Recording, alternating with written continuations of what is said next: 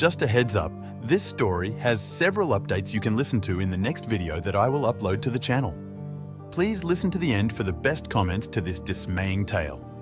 Me, 29M, with my girlfriend, 27F. Together 4 years, she was raped and I'm thinking about leaving.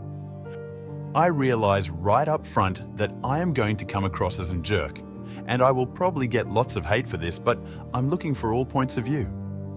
Also, this is going to be very long because I just don't know what to leave out, and honestly, I need to vent some. Here is the story. A year ago, actually a year and a month ago, my girlfriend was raped as she was leaving work. Thankfully, she was not killed, however, her attacker did threaten her with a knife. Fortunately, the store she works at had cameras in the parking lot, and between them getting video of the attack and the bank across the street, getting the attacker's car on camera, the police were able to catch him within a day. Between the video and DNA testing, he did not even contest, he just pleaded guilty in exchange for not receiving the max. Since there were aggravating circumstances, the judge gave him a 20-year sentence. And with time for good behavior, he can be out in about 10 years, give or take. I tell you all of that to make it clear that her attacker is no longer a threat. She doesn't have to fear him coming back for her at least for 10 years or so.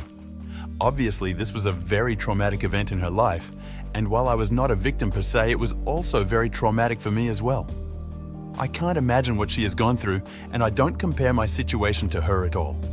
But I have had severe bouts of depression because I couldn't protect her, and knowing someone else was harming her sometimes was almost more than I could handle. Right after the incident, she did not want to see me. I get that, it hurt, but I understood.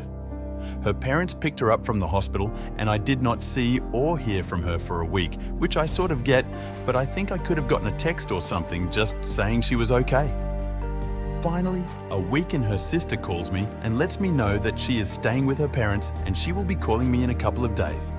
She never called me. Instead, I once again get a text from her sister saying she would like me to come over for a few minutes so we can talk. I get up and go over and am greeted at the door by her mother, who very calmly and very coldly starts laying out to me how I am to act and what I am to say. I am further instructed to not attempt to make any physical contact with her, as in hug or anything. Okay, again I get it. Major trauma. I'm sure they have been coached by therapist counselors or something in what to say and do around her, so I play along. I walk in and she is sitting on a chair with her dad standing next to her and her sister sitting on the couch.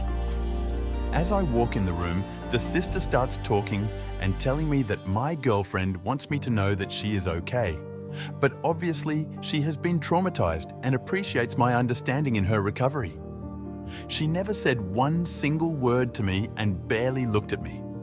Again, this was right after the event, and I'm understanding that this is how it has to be. But honest to God, that entire conversation was just awkward as hell. I leave, go home, and attempt to focus on how I can help her.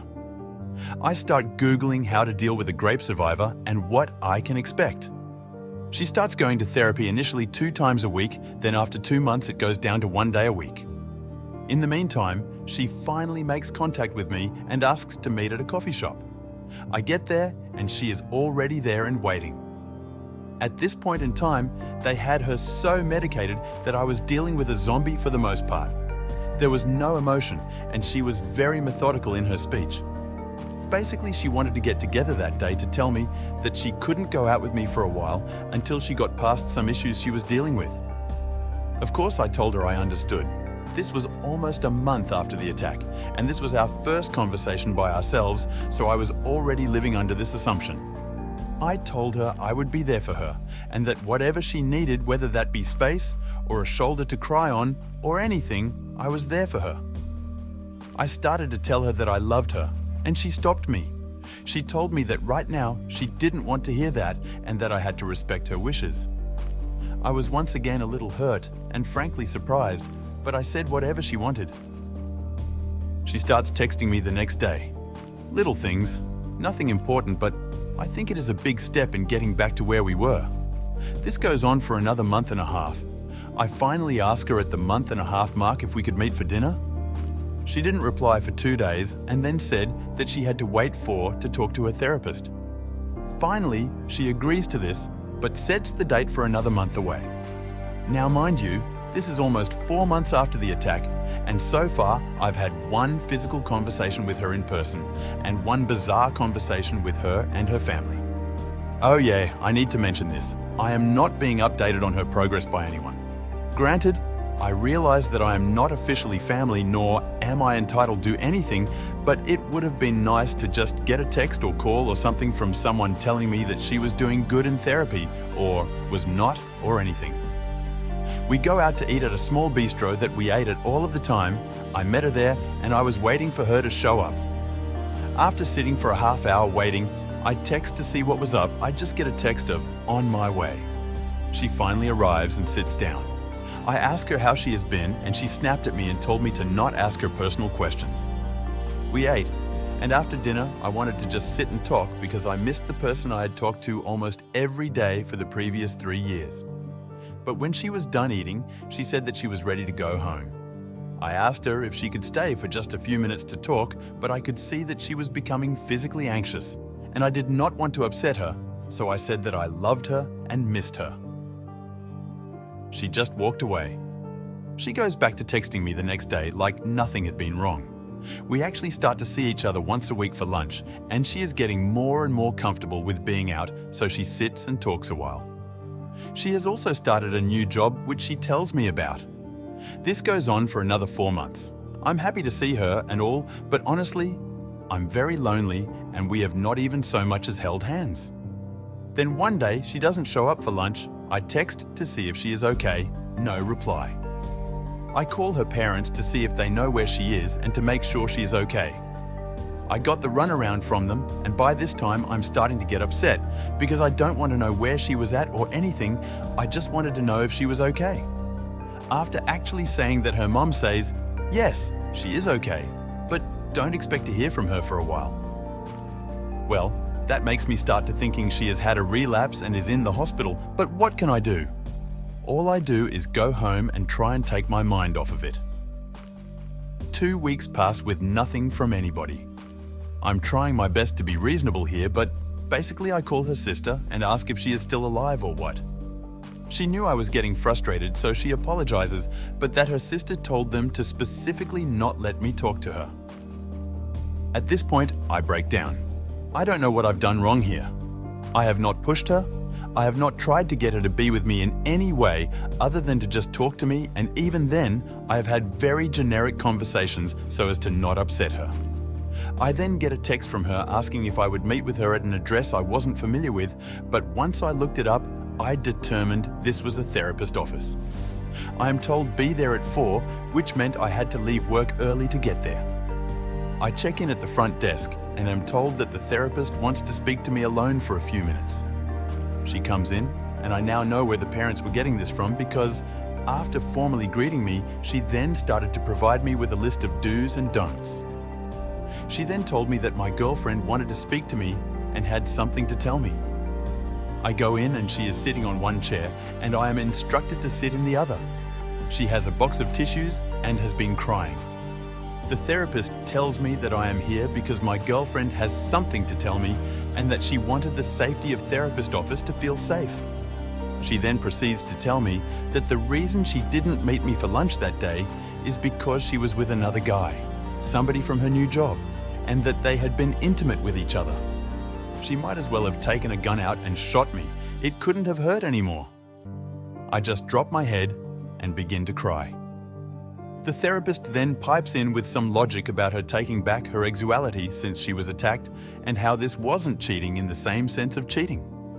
My girlfriend then proceeds to tell me that she does not want to lose me and that she is just very fed up in the head and that it was a one-time thing and blah blah blah. I feel very trapped at that moment. I felt like I was ganged up on, and the more I set the matter I got. I finally just said to her, "You haven't so much as held my hand in the past half year, yet you can go F some guy you met at work while I sit like a jackass waiting for my junior high-like date." This, of course, caused her to go into hysterics, and the therapist asked me to leave. I apologized and told her to text me if she wants to keep working this out. I get that text later that day. Now she's all chatty and shit, telling me that this was the worst mistake of her life and please talk to her. I tell her that I don't know if I can go on with this but agree to meet her. I flat out tell her right up front when I see her that for me to even consider going forward with this that she has to cut this other guy off, period. She tells me that is impossible because they work together, and I tell her that I'm sorry, but I won't even consider it if she's going to see this guy every day. She decides to find another job, and after talking with my sister, she, who I've told everything to, she said that while it is not common, some women do attempt to have sex after being attacked so that they feel like they have power again. Now, why I am not the one who she did this with, I have no idea. But I know I feel like I'm being punished for something I did not even do. She changes jobs and we go back to our lunches, and I do this twice when I tell her that I am getting a little tired of just meeting for lunch and doing nothing else, so she agrees to come over to watch TV with me. That has been it up until tonight. Tonight she came over and we watched 2 movies and ate pizza. During the second movie, I tried to give her a kiss. Nothing more, just a effing kiss. She backs away as though I was a cross and she was a vampire and tells me she is not ready for that yet. Okay, not my finest moment here, I admit, but I tell her that it's been a effing year and a month and I have not tried one goddamn thing with her or forced her into anything, and yet she willingly effed some other guy months ago, but here I am still waiting to hold hands. She of course starts crying, but this time I'm not as fast to apologize. I do apologize for the tone of my voice and tell her that I would never try and force her to do anything against her will. But honestly, I feel like I've been kept on the outside. I've been cheated on. I don't give 2 shits what they call it. She willingly had unprotected sex with someone else. And I feel like I have done everything to try and be a supportive boyfriend. I tell her that honestly, I don't want her to text me until I decide what I am going to do. I don't want to be unfair to her, but by the same token, a year is a long time, and we are really no closer to being back to normal than we were 6 months ago, and I have no idea how long this will go on. Now here is the part where, if you didn't think I was jerk before, you will now. I'm just tired of not having sex.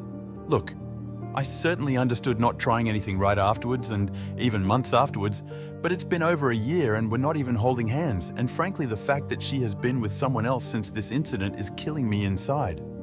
So I told her that I'm going to think things through and promise to talk with her next week sometime. But as it stands tonight, I think I'm done. I love her. I hate the mother effer who ruined both of our lives. I know this isn't her fault, and I hate that I feel like shit no matter what I do.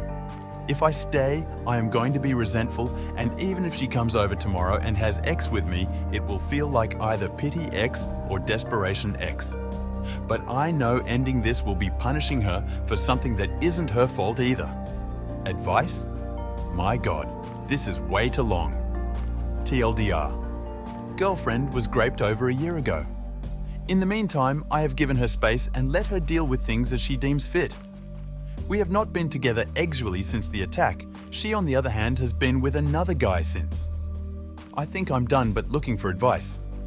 Your girlfriend you knew, she's gone, dude. She may find her way back, but not for you, and not now. Move on, you've given her time. And unfortunately, the therapist doesn't appear to be helpful to you and her. Maybe she's good one-on-one, so you shouldn't anticipate any big improvements. Ultimately, this trauma has changed her personality. And it's awkward if this new person isn't someone who you are compatible with. You tried, dude. Lots of relationships don't survive certain events. A miscarriage or deletion is another similar one. Maybe there are resources from those sorts of events that could also speak to your current situation. It sounds like the therapist is holding her progress back by making everyone walk on eggshells around her. She is reinforcing a forever a victim/damaged mentality. The girlfriend will probably never get past this if everyone keeps acting like the grape excuses her behavior. I have never been graped, and I'm sure she's going through her own hell, but OP has done everything he possibly can within reason, and her expectations now are unreasonable. To use the old saying, he is lighting himself on fire to keep her warm. Agreed. There is a line to be drawn in the sand. That line is way back on the beach, and you're knee-deep in the water. OP was right about this being a traumatic experience for him as well. and now I feel like the year that followed was more so than the event itself. Find yourself someone who is willing to work for you as you worked for your gift now. Best of luck. I read the title and jumped to the conclusion, what a jerk, until I read the whole post. OP, you're not a jerk. You should not feel guilty for wanting to break up. Honestly, you don't even have a relationship anymore to break up from. I think the two of you will do better on your own, and you deserve to have a meaningful emotional and physical relationship. It's easy to say, but hard to do. But don't feel guilty. You've given it your all, and now it's time to move on. Good luck. I'm sorry, F that therapist, bro. Cheating is cheating. I understand your girlfriend or ex had an extremely traumatic experience. But for that therapist to sit there and try to rationalize, oh, she effed someone else, she's just coping, taking back her exuality. Yes, I'm aware people who go through situations like this can act out in promiscuous ways as a means of showing themselves that they are in control of their exuality. But she was dating you, she never said it was over, and you were there the whole time worried and frustrated. I think it would be best if you went your separate ways, man. Maybe later on, something might happen and you two will rekindle what you had. But right now, she cheated, effed another guy, tried to rationalize. You were still supportive and caring, yet she pushes you away. You need to get far away from her, and she needs to deal with herself, whether it's on her own or with the help of her family. But it seems like you have done enough for her, and you're putting yourself through unnecessary suffering. Also, it's clear that you aren't getting your needs met exually, which, coupled with the fact knowledge that she did willingly F another guy who wasn't you, cheated on you months ago, yet still denies you, that is going to effing tear you apart, man. Get out of there if you'll need to find each other again or some romantic thing like that. Maybe it'll happen later on if it's meant to be. I'm not trying to be a dick to your girl BTW, but she cheated plain and simple, and it's clear this is tearing you apart. Her as well. But you have been trying to support her and care for her and getting practically ignored. Also, was she only with the guy once? Good luck, OP. I hope you and your GF or ex-GF can find some peace of mind. When I read that she effed another guy, I wasn't outraged, because to me, they had already broken up months ago. Just no one seemed to have said it out loud. That was a hard read, but you asked for advice, so here it is. Break up. You think you're done, let's face it, you are done. You said you will be punishing her for something that isn't her fault. This is not true. Ending this relationship is not a tit for tat. It's what both of you need for the sake of your mental and emotional health. You can't keep being pushed aside by someone you care for when you've done nothing wrong and not be affected by it. Even if she hadn't cheated, it would wear you down. Sadly, I know a woman who went through something similar and cheated on her long-term partner afterwards.